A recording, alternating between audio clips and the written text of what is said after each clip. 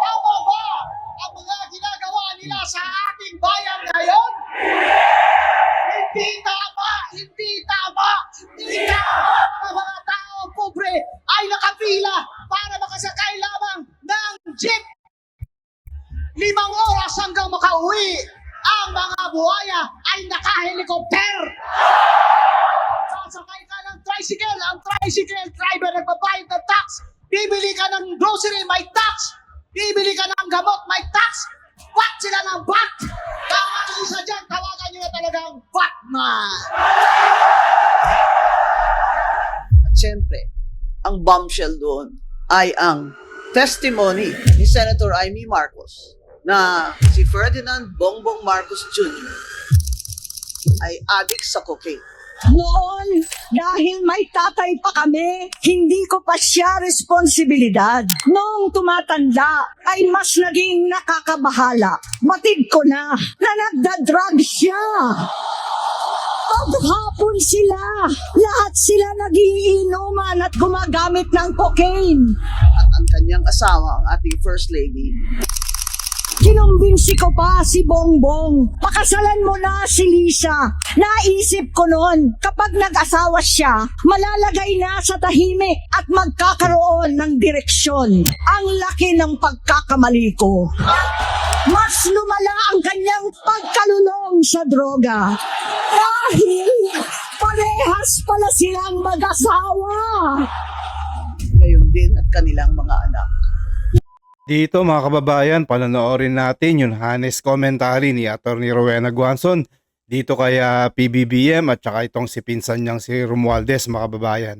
Napakagandang video po to yung sasabihin dito ni Atty. Rowena Guanzon dahil ito po yung honest commentary niya dito sa dalawang taong to na kung saan itong si Bongbong Marcos tsaka itong si pinsan niyang si Romualdez mga kababayan na kung saan ito magkakutsaba ito sa pinaka-worst na ginawa nilang corruption dito sa ating bansa. Pero bago tayo tumulak na panoorin yung video na yan mga babayan, isang share, like, subscribe lamang po para updated po tayo sa mga kaganapan dito sa ating bansa.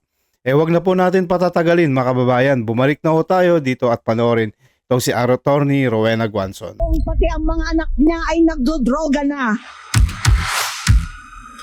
Kinasusuklaman ko pa ang pag-alok ng mag-inang si Sandro ng droga ang aking mga anak at iba pang mga kamag-anak. Yan ang hindi ko na mapapalampas.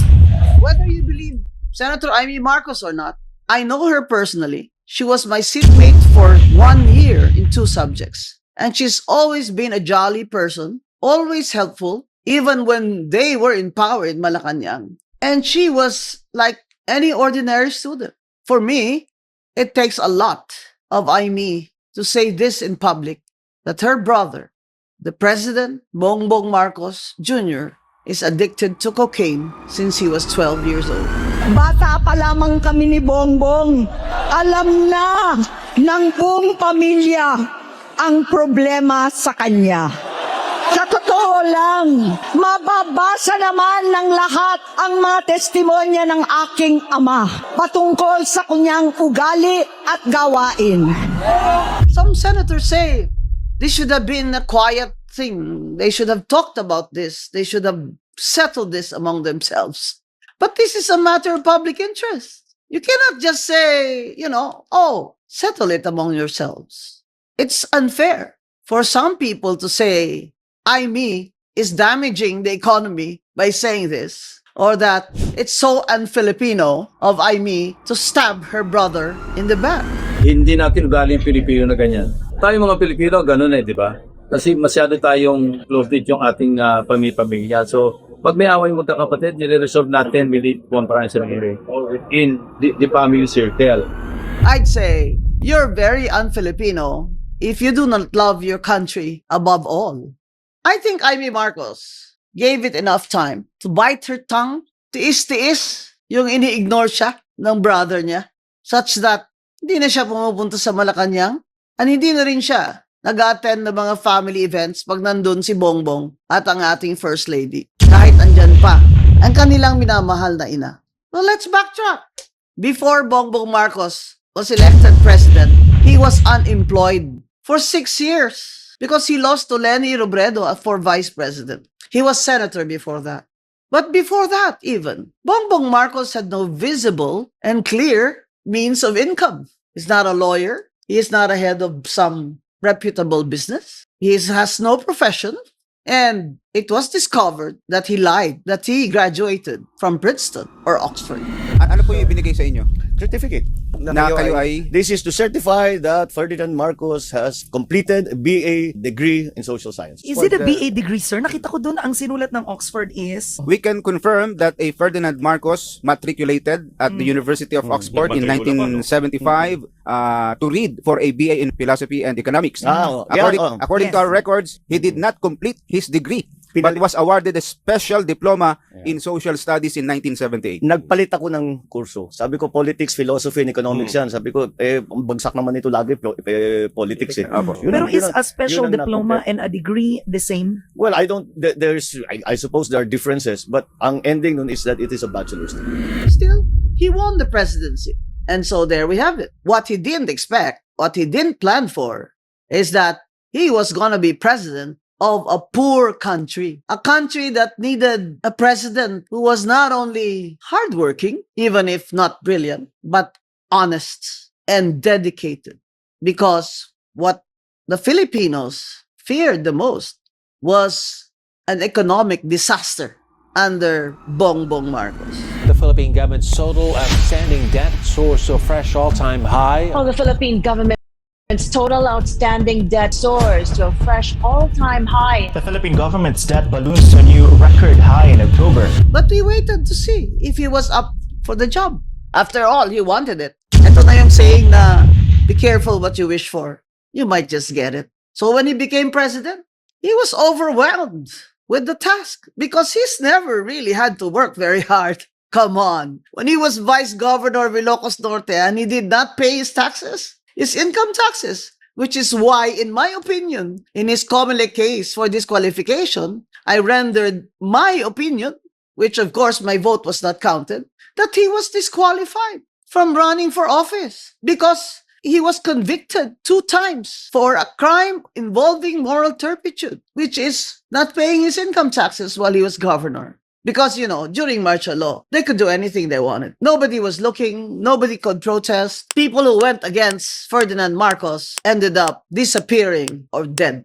Now, my friends in the left still have very vivid memories of martial law. Hindi maaalis sa akin yung ginawa sa akin. Dahil tao naman ako, bakit ganyan ang ginawa nila? Ihayop nga, dapat hindi gawin na ganun. Pero tao. Eh sabi ko nga, si Marcos hindi tao. Oh, back to Bongbong. Bata pa lamang kami ni Bongbong. Alam na ng buong pamilya ang problema sa kanya. If he has been on cocaine since he was 12 and he became president at 64, you can imagine all these many, many years of cocaine addiction. And what does it do to you? I do not have any addiction, but I asked friends who were on cocaine, and they said that the thing with cocaine is that it gives you a dopamine hit. So you get a quick high, but it will only last you for 15 minutes. And because it's only going to be for 15 minutes, you want more and more and more. So they end up, till morning. And coupled with alcohol, that's a deadly combination. Now, I don't know if you can flush that out of your system by going somewhere abroad and detoxifying your system. I don't know. But how many times in 3 years did we hear that somebody in Malacanang went abroad for whatever, or that took a break, or on leave from the public view? Because the difference between then and now is that he's president. He cannot hide from the people. He cannot hide from the cabinet. So he always has to, perform. I met him when he was senator. He moved like Ferdinand Marcos. He tried hard to sound like Ferdinand Marcos. But when I saw him in the first 6 months in office as president, the difference was more than significant. Bongbong was stuttering. Ako lang naman ang ako lang ang ginawang naggumawa ng Well, Twitter is its own by themselves. Is a private company. He went like, Amano. Makita, maya yung kayo ay mag-alamano. His jaw was loose. He was incoherent, even when he was in public. My apologies to those who have Tourette's syndrome. And there's the difference. That was only the first 6 months. Now we're on the third. And when he took over, our economy was not good, but it wasn't that bad. The second part of my talk, I'll show you how bad. Now, what's troubling about having a president who is on cocaine, which, by the way, will cost you 6,000 pesos per gram. So that's, I don't know how much that is per kilo, because they have to use so many grams a day and even up to morning without eating. When they stop snorting cocaine, I was told that these cocaine addicts binge. In the Philippines, cocaine addiction is prevalent. We just don't hear about it as much as shabu. Why? Because it's the rich people who are on cocaine. And, it's okay with them because it's part of their lifestyle. Lifestyle ka dyan. Kung cocaine addict ka, kahit gaano ka kagwapo, gaano ka katalino, gaano ka kayaman, wala ka. You cannot make good decisions. You cannot be in your right mind all waking hours. Ito pa, balita ko, yung mga nagko-cocaine na yan, nagwa-wife swapping yan eh. Tsaka girlfriend swapping. Ano? Di ba totoo? Kaya kayong nagko-cocaine kayo, yung mayayaman kayo, wag nyo nga kaming ma-etchos-etchos. We're on cocaine because we're rich. Bull. You're on cocaine because you're addicts. You don't say, I only take it once a week. Etchos, once a week ka dyan. Pag nagko-cocaine ka, you cannot stop. That's what I was told by drug addicts and recovering cocaine addicts and recovered drug addicts. Abay, mas okay pa sa inyo ang mga mentally ill people eh. Because they have no choice. Kayo, may mga choice kayo. Tsaka ang yayaman nyo. Alam mo, noon, hindi ko napansin yan eh. Hindi ko masyadong pinag-uusapan yan. Until BBM ran for president. Natakot ako. Tinilabutan ako. Although nobody said it up front that they had personal knowledge until Senator Amy Marcos came out. It was common knowledge. And even Barkada, they all know. Ibang circles, in the circle nila ng mga rich people, it was common knowledge. Kinilabutan ako. We're gonna have a president who is a cocaine addict? Ninervyos ako. Pero sabi ko, baka naman. Because, you always hope for the country. Pero, what did Amy Marcos say? Now that he is severely addicted to cocaine, hindi na tama ang mga desisyon niya. Yung bisyo niya na ang dahilan ng pagbaha ng korupsyon, kawalang direksyon, at maling-maling mga desisyon. Walang accountability, wala nang hustisya. Sabi pa ni Amy, Bongbong, Bonget, ikaw pa ba yan? Minsan, napapatanong ako sa sarili ko, ikaw pa ba yan? Si Bongbong ba talaga yung nakikita ko? Because my friends, countrymen and countrywomen, what sets our president apart from all of us is the great responsibility to take care of all Filipinos, to make sure that our lives, especially the poor, are in good hands during calamities, floods, earthquakes, hunger. That's a major, major responsibility that Bongbong Marcos has never had before. He didn't have to choose his clothes, even. And that, I think, he could not bear. I'm not a psychiatrist. I'm not a psychologist. But the way I saw him deteriorating in public appearances, wow. I said, this man is not gonna last another 3 years. Will the Filipinos last another 3 years with Bongbong Marcos? Let's talk about that later. He's rumored drug addiction was very obvious, such that in the campaign for Leni Robredo, you will remember that I went up the stage in several rallies. I was the only party list nominee who was invited to go up the stage in Leni Robredo's rallies in Cabanaba, and where I said, Hindi kami bangag! Hindi kami bangag! Hindi kami bangag! Hindi kami bangag! hindi ako bangag. Si BBM bangag. Which is a, common term, di ba? We even use it as a joke. Ano ka ba? Bangag ka ba?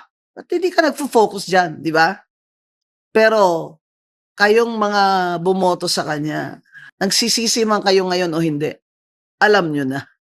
Saan tayo patutungo nito?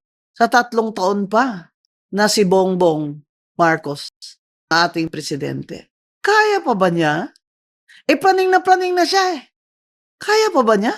Kaya pa ba niya na half of the Filipinos, according to a survey, are suffering from hunger or have experienced hunger? Kaya pa ba niya na more than 2 million Filipinos are unemployed?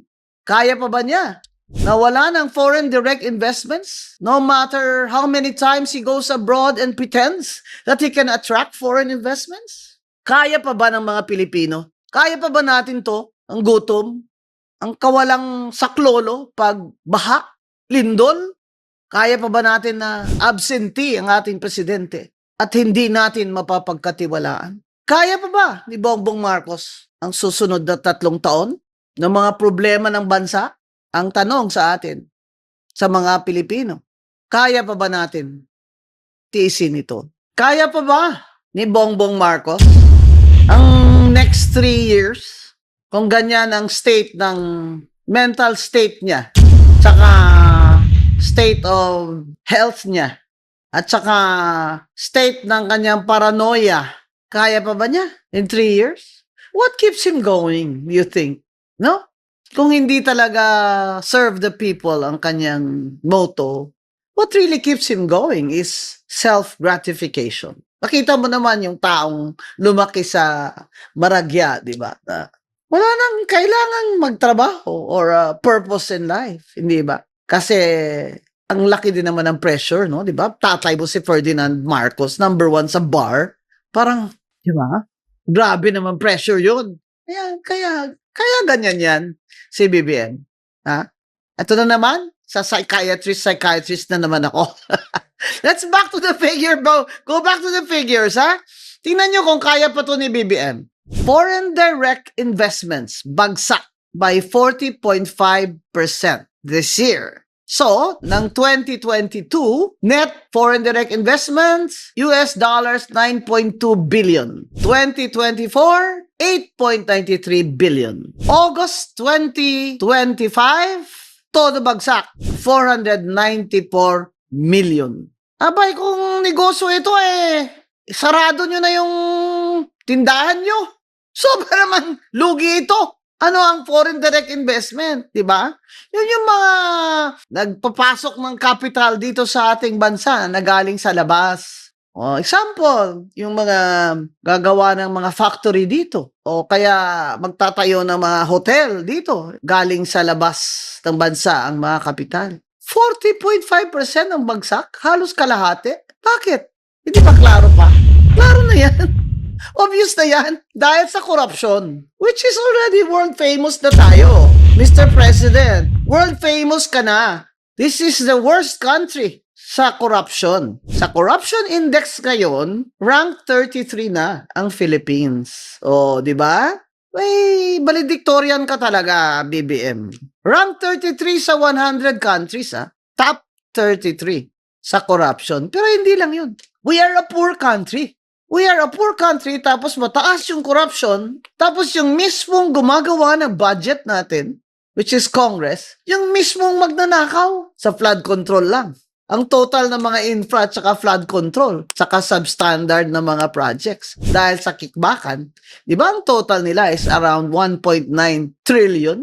Oh, ang laki nun Kasi yung budget mo sa GAA is around 6 trillion for this year? Pero magkano doon ang binabayad mo sa utang? Dapat bayaran yung mga utang eh. Hindi pwedeng hindi bayaran ng utang. Kasi pag hindi mo binayaran ng utang, hindi ka na makakautang uli. And that's Secretary Recto say, out of 2.7 trillion na uutangin natin this year, 2.6 trillion of that will go to the operations of the government. Abay, mangungutang pala kayo para lang isweldo nyo at papaanda rin tong gobyernong korap na ito. Abay, magsasara nga kayo.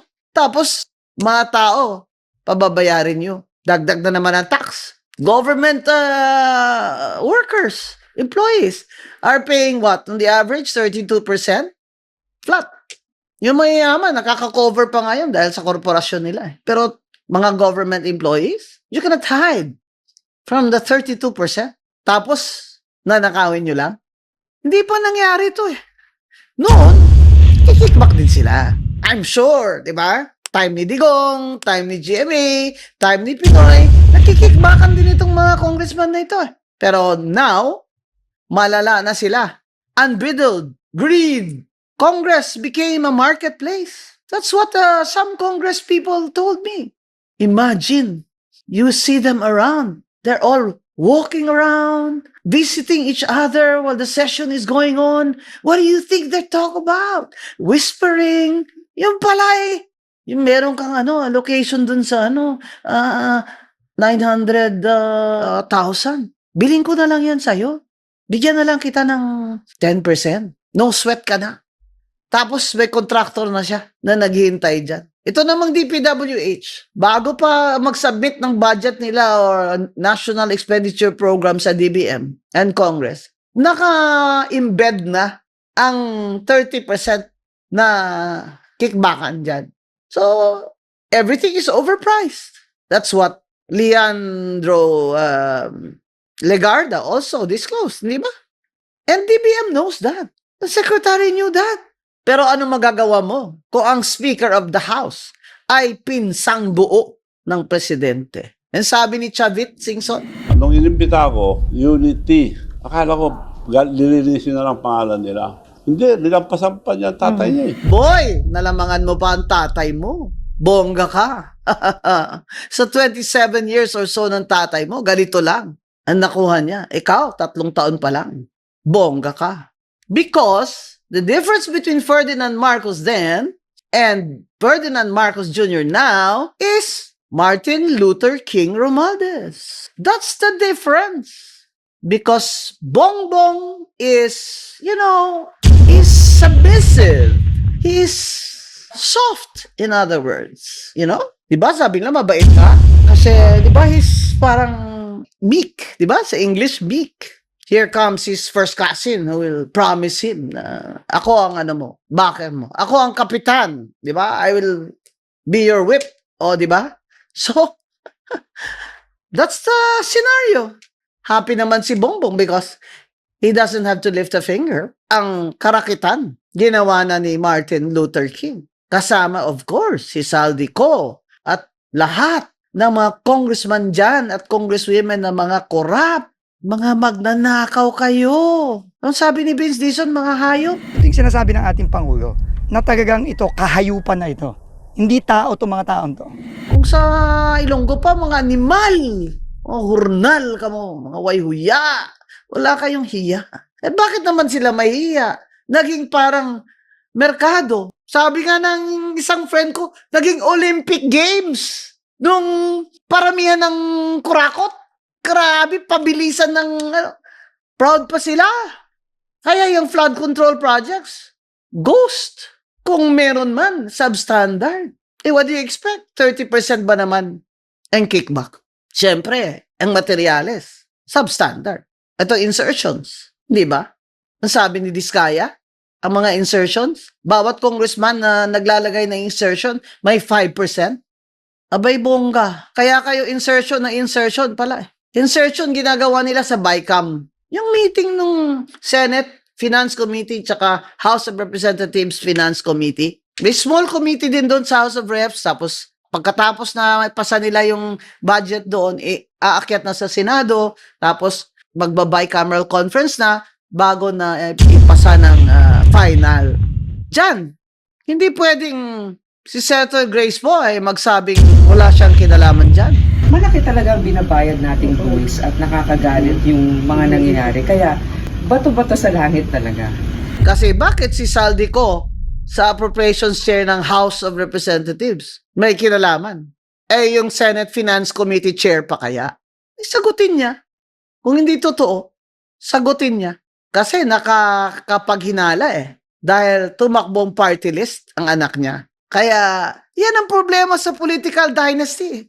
Ang hirap talaga, gaya ni Bongbong at ni Martin. Gusto talaga till the end of time, yung mga anak nila, kamag-anak nila, lahat pipwesto. Para ano? Para ano? Not only for power, but for money.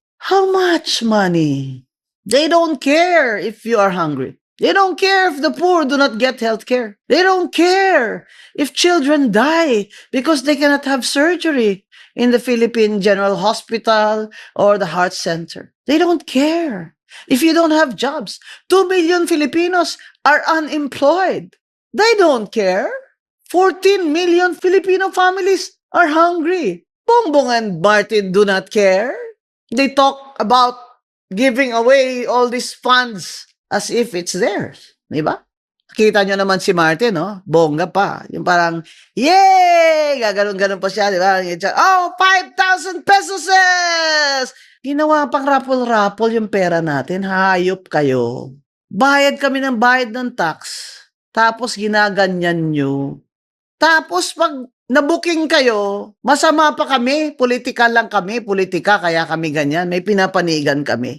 Tingnan mo. Nasaan si Martin Romualdez ngayon? Di ba? He's nowhere to be found. Anong klaseng investigation committee yan? Yung ICI? Nag-excuse me si Romualdez, payag naman sila. Ba, gusto pa pumunta sa ibang bansa, magpapagamot daw. Ano bang sakit mo? Sakit-sakatin ang kamay ang sakit mo eh. Eh, wala namang gamot dyan. Dito ka lang magpagamot, pwede na yan. Ngayon, mga kababayan, sino ang dapat managot? Yan ang tinatanong natin sa mga rally. Bakit hanggang ngayon wala pang mananagot? Kasi si Martin Romualdez ang tinutukoy na mastermind ni Saldico. Kaya nila pinaalis si Saldico. Ako, I believe Saldico. Ako, I believe Gutesa kasi nag-corroborate sila ng statement ni Saldico na nag-deliver sila ng pera, mali-maleta at ilang sasakyan na pera sa bahay ni Romualdez. At sabi ni Saldico, sa bahay ni Bongbong Marcos mismo at sa Malacanang. Saka yung 100 billion in insertions, sabi ng mga tagapagtanggol ni BBM, bakit pa niya i-insertion yung 100 billion na yan dun sa BICAM? Eh, kayang-kaya na namang ipasok yun sa NEP. Yung senaryo ganito, tapos na yung NEP, na-realize niya, aba, wala pala siya. Sila lang kikita, siya hindi kikita. Oh, so kaya inutusan niya. Ngayon si DBM Secretary Amina, sabihin mo kay Saldico, 100 billion sa akin, 25% kickback, 20 billion. Then Saldi said that he asked the two undersecretaries in Malacanang if it's really the order of the president. And they said yes. And then he asked Martin Luther King Romualdez if this is true. And what did Martin Luther King Romualdez say? What the president wants, the president gets. Meaning he confirmed it. Saldico, at choy lang yun ni Romualdez. Tingnan mo naman yung tsura. Milyonaryo, bilyonaryo na kontraktor doon. Eh gusto pa ng more money, kaya nag-party list. Yan dapat yung anti-political. Nasaan si Martin Romualdez ngayon? Di ba? He's nowhere to be found. May small committee din doon sa House of Reps. Tapos pagkatapos na pasa nila yung budget doon, aakyat na sa Senado. Tapos magba-bicameral conference na bago na ipasa ng final. Diyan, hindi pwedeng si Senator Grace po ay magsabing wala siyang kinalaman dyan. Malaki talaga ang binabayad nating buwis at nakakagalit yung mga nangyayari. Kaya bato-bato sa langit talaga. Kasi bakit si Saldico sa Appropriations Chair ng House of Representatives may kinalaman? Eh yung Senate Finance Committee Chair pa kaya? Sagutin niya. Kung hindi totoo, sagutin niya. Kasi nakakapaghinala eh. Dahil tumakbong party list ang anak niya. Kaya yan ang problema sa political dynasty. Ang hirap talaga, gaya ni Bongbong at ni Martin. Gusto talaga till the end of time, yung mga anak nila, kamag-anak nila, lahat pipwesto. Para ano? Para ano? Not only for power, but for money. How much money? They don't care if you are hungry. They don't care if the poor do not get health care. They don't care if children die because they cannot have surgery in the Philippine General Hospital or the Heart Center. They don't care. If you don't have jobs, 2 million Filipinos are unemployed. They don't care. 14 million Filipino families are hungry. Bongbong and Martin do not care. They talk about giving away all these funds as if it's theirs. Diba? Kita nyo naman si Martin, no? Bongga pa. Yung parang, yay! Gaganon-ganon pa siya, di ba? Oh, 5,000 pesos! Ginawa pang rapol-rapol yung pera natin. Hayop kayo. Bayad kami ng bayad ng tax. Tapos ginaganyan nyo. Tapos pag nabuking kayo, masama pa kami. Politika lang kami. Politika, kaya kami ganyan. May pinapanigan kami. Tingnan mo. Nasaan si Martin Romualdez ngayon? Di ba? He's nowhere to be found. Anong klaseng investigation committee yan? Yung ICI? Nag-excuse me si Romualdez, payag naman sila. Ba, gusto pa pumunta sa ibang bansa, magpapagamot daw. Ano bang sakit mo? Sakit-sakatin ang kamay ang sakit mo eh. Eh, wala namang gamot dyan. Dito ka lang magpagamot, pwede na yan. Ngayon, mga kababayan, sino ang dapat managot? Yan ang tinatanong natin sa mga rally. Bakit hanggang ngayon wala pang mananagot? Kasi si Martin Romualdez ang tinutukoy na mastermind ni Zaldico. Kaya nila pinaalis si Zaldico. Ako, I believe Zaldico. Ako, I believe Gutesa kasi nag-corroborate sila ng statement ni Zaldico na nag-deliver sila ng pera, mali-maleta at ilang sasakyan na pera sa bahay ni Romualdez. At sabi ni Zaldico, sa bahay ni Bongbong Marcos mismo at sa Malacanang. Saka yung 100 billion in insertions, sabi ng mga tagapagtanggol ni BBM, bakit pa niya i-insertion yung 100 billion na yan dun sa BICAM? Eh, kayang-kaya na namang ipasok yun sa NEP. Yung senaryo ganito, tapos na yung NEP, na-realize niya, aba, wala pala siya. Sila lang kikita, siya hindi kikita. Oh, so kaya inutusan niya. Ngayon si DBM Secretary Amina, sabihin mo kay Zaldico, 100 billion sa akin, 25% kickback, 20 billion. Then Zaldi said that he asked the two undersecretaries in Malacanang if it's really the order of the president. And they said yes. And then he asked Martin Luther King Romualdez if this is true. And what did Martin Luther King Romualdez say? What the president wants, the president gets. Meaning he confirmed it. Zaldico, atsoy lang yun ni Romualdez. Tingnan mo naman yung tsura. Milyonaryo, bilyonaryo na kontraktor noon. Eh gusto pa ng more money, kaya nag-party list. Yan dapat yung anti-political. Nasaan si Martin Romualdez ngayon? Di ba? He's nowhere to be found. Ako din, numero 1 ka rin may political dynasty dyan. Pero, ang gagaling sa'yo. Hindi ko lang alam anong itsura ng political dynasty law na yan. It is mangled to death. No? But, at least, it's a start, di ba? Dahil dyan, sa 2025 election na yan, kaya tayo ninanakawan ng todo nitong Martin Luther King at ng administration ni BBM. Kaya nagsalita na sila ngayon. Hindi natin i-excuse si Zaldico. Mananagot din siya. Pero naniniwala ba ako sa kanya? Yes, naniniwala ako sa kanya. And I hope that he stays alive and that there will be some way that he can testify. Ngayon ang sinasabi nila, bakit daw ginagawa ito ni Amy? Disclose the drug addiction of BBM. Masama siyang kapatid. Ang sinasabi nga ni Amy, uwi na tayo. Uwi na tayo. Hindi kita iwanan kagaya ng dati na when we were in exile, I took care of you as a parent. Pagamot ka na. Hindi ba, ako, I was really moved when she was reading that. Kasi, alam naman natin na wala namang kakayahan talaga si Bongbong. Even when he was growing up, when they were in exile, si Amy talaga took care of her brother. For her to say that, it was really out of sisterly love. Ikaw naman kasi BBM eh. Kung ako, adik ako sa cocaine, bakit ako ano? Hilo? Tapos lahat kayo, titingin-tingin. Lagi kayong kung adik ba talaga ako o hindi. Ayan kasi. Sana hindi ka na nagpresidente. Eh di kahit anong gawin mo, wala kayong pakialam. Hindi ba? Nagpresidente ka. Lahat tumangad sa'yo. Sabihin nila, ito talaga tong Guanzon, wala nang karespeto-respeto. Oy, nung una kaya sa interview ko, sinabi ko, Mr. President, I hope you succeed because we are in the same boat. This is also my country and I want you to succeed. 3 years. Succeed ka dyan? Tourism kulelat. Functional literacy. Maawa na kayo, 8.9 million ng Pilipinos ang functionally illiterate. Lowest full year growth rate since 2020. Corruption index number 33 out of 100. Foreign debt 17.5 trillion. Pero ang flood control projects at mga infra projects kung saan nagkikikbakan up to 30%, 1.9 trillion. Yan, Ang magaling. General Appropriations Act o budget natin ay nasa 6 trillion lamang. Mga kababayan, niloloko tayo nitong mga congressman natin at mga Buhaya. politiko at mga gahaman dyan sa DPWH. Nagtutulakan na sila ngayon. They're pointing fingers at each other.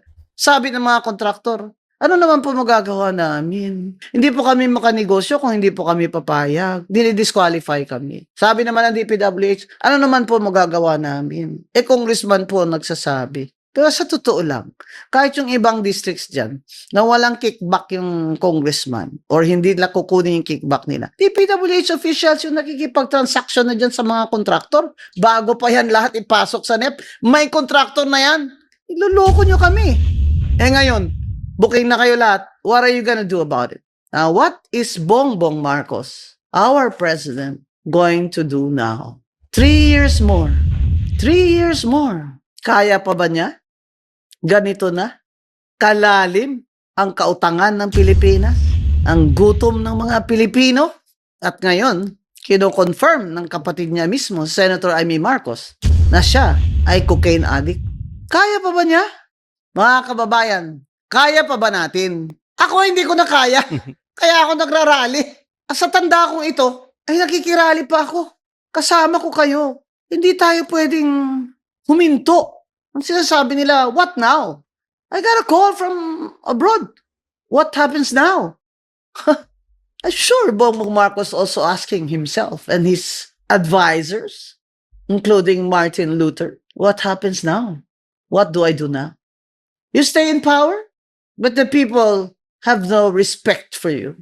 You stay in power another 3 years, but the people do not trust you. I'm sure you saw how you were received coldly by the people in Cebu and Negros Occidental who suffered from the devastation of that recent typhoon. The people hate you.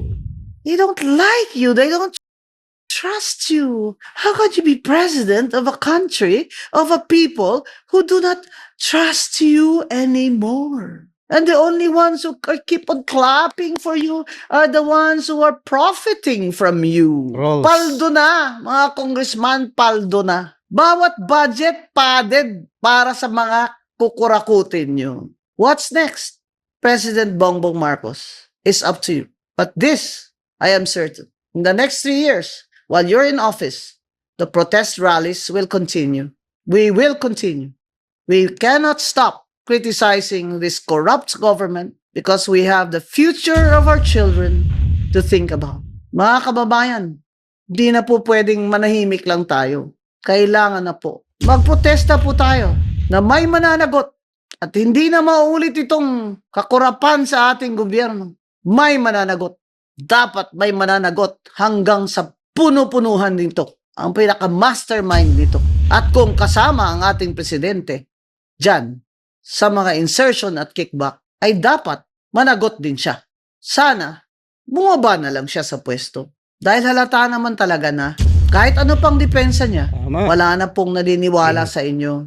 Mga kababayan, para po sa hinaharap, the future of our children, huwag po tayong tumigil ng pagsiyasat at pag-criticize sa kasamaan at korupsyon ng gobyerno ni Bongbong Marcos. Maraming salamat po. My name is Rowena Guanzon and we are proudly PGMN. Maraming salamat po, Attorney Rowena Guanzon. Napakagaling mo talaga at talagang totoo po yung mga sinasabi ninyo.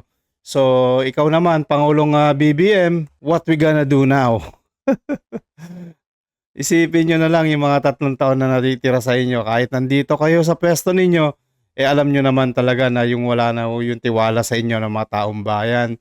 At saka nawala talaga dahil nga dito sa mga pagnanakaw na ginawa ninyo at ng mga iyong mga kasamang kawatan. O mga kababayan, kaya alam na natin ang gagawin natin sa susunod na eleksyon, ha? Alam na natin kung talagang sino yung talagang lalabas sa eleksyon, yung talagang karapat dapat. Walang iba kundi si Madam VP Sara, na siya lang yung may kakayahan na i-lead tayo sa tamang daan, mga kababayan. O kung sino man ang gusto na Vice President na gagawin ni Madam VP, supportahan din natin syempre para hindi na mahaluan ng mga kawatan dito sa pamumuno ng gobyerno natin. O hanggang dito na lang muna tayo, mga kababayan. Isang share, like, subscribe lamang po para naman updated po tayo lagi sa mga pangyayari dito sa ating bansa. Maraming salamat po, mga kababayan. Ito ang News That Matters. Ingat po kayo lagi and God bless.